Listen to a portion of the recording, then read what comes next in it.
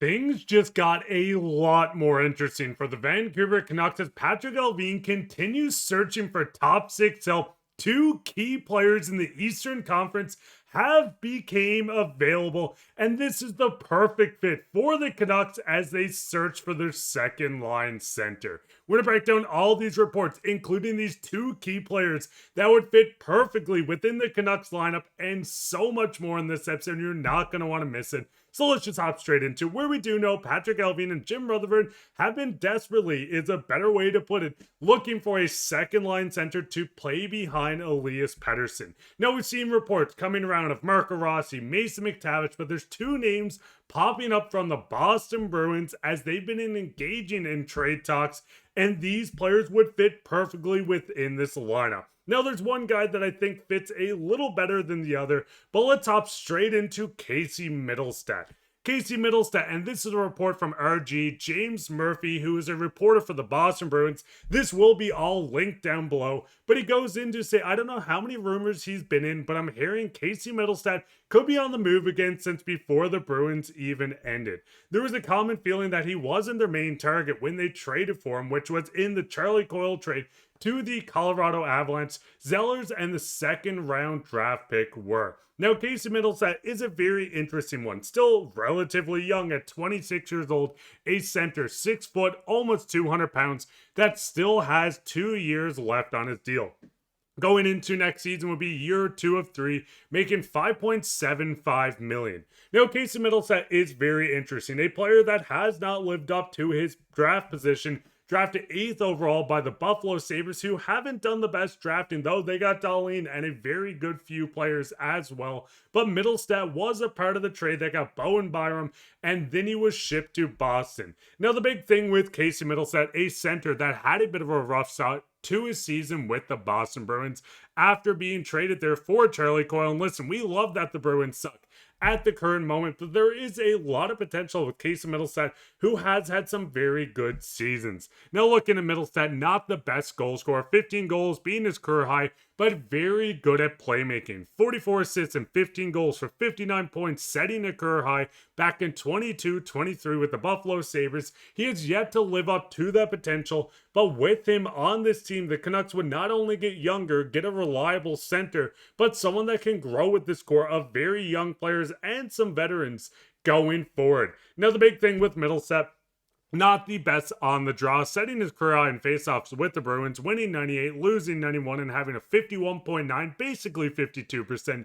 Not a physical player, having 6 hits in 18 games previous to that, with Colorado 24 and 63, but still a player that can contribute on the offensive end and would take some load off Elias Pettersson and whoever else they keep down the middle if the Canucks were to do this. Now listen, I'm going to touch on the second guy because I think he fits so much better within this lineup, but with Mittelstadt, with the Canucks desperately looking to get more centers onto this lineup, I think this gets very interesting where not a lot of teams are selling. We see a lot of teams, and even going as far as some general managers, saying they have never seen this before, where every team wants to buy and no one wants to sell, minus what seems like the Pittsburgh Penguins and the Boston Bruins at the moment. Now going into it, there's even more from James Murphy. I think a lot of teams have been and are expressing interest, the Bruins, to flip him at some point.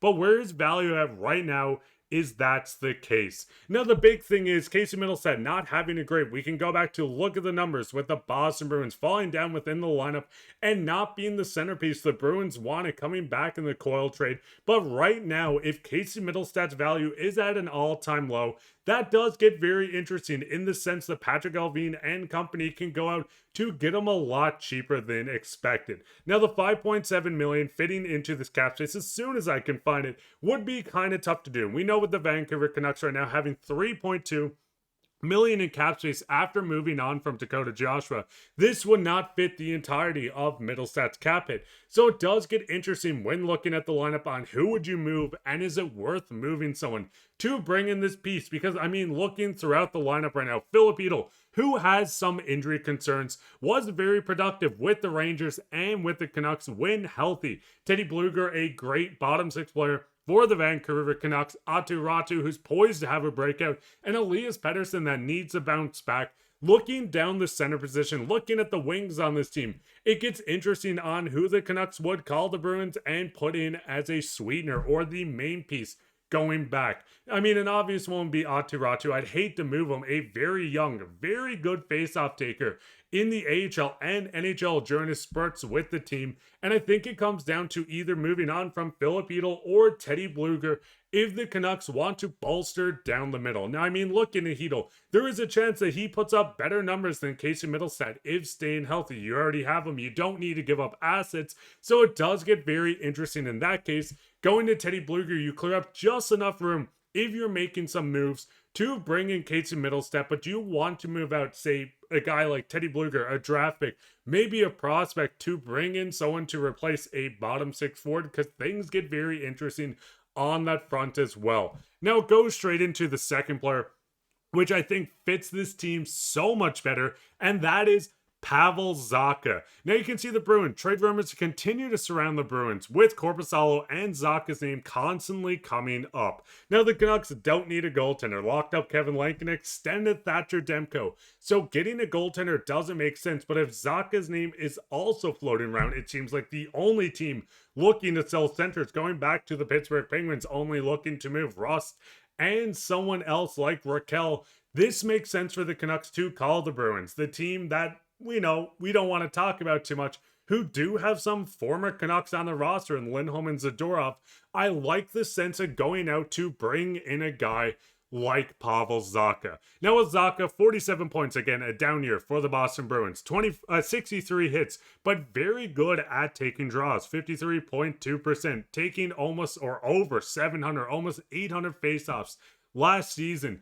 Zacha is someone that's not only going to go out and be a great two-way player for you, but he's going to put up points and fits perfectly within this Canucks system if they want to run him as, once again, that second-line center behind Elias Pettersson. Now with Zacha, you get a bigger frame, a bigger body, someone making less than Casey Mittelstadt as well. Zacha, 28, so still relatively young. I'm only saying that because I'm 28 as well. But the big thing is 6'4", 207 pounds. He brings a big frame within the system. You have him locked up for 2 years once again. And I think the biggest gripe I have with Patrik Allvin is going out to make trades for the 1-year rentals that they end up losing for nothing. We've seen it with Elias Lindholm.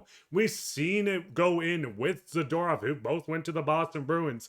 If the Canucks want to go out and compete, I think this is the world where they need to start looking at taking someone back that is a proven player like Pavel Zacha on a multi-year deal, and hopefully the Canucks can get them for a lot cheaper, though a bidding war is going to start happening. But Canucks fans, things are getting hectic around the NHL. It was pretty slow for a bit, not a lot popping around, but with the Bruins looking to move on from key players like Pavel Zacha, Korpisalo, or even Casey Mittelstadt, I think Patrik Allvin gets the interesting opportunity to give Don Sweeney a call. If he's still working, they should probably be fired at this point. But listen, we want that team to be bad, to give them a call and say, hey, we need a center. You want some draft picks and young players. Let's work something out. But Canucks fans, what's your thoughts? Would you rather Casey Mittelstadt? Would you rather go get Pavel Zacha? Or do you rather hold steady with the lineup they have right now with Petey and someone else going down the middle? Let me know down in the comments. While you're down there, leave a like, subscribe, share this with your friends. We'll be back with another episode, so keep your eye out for that. But I've been your host, Mark. Bye, and take care, Canucks fans.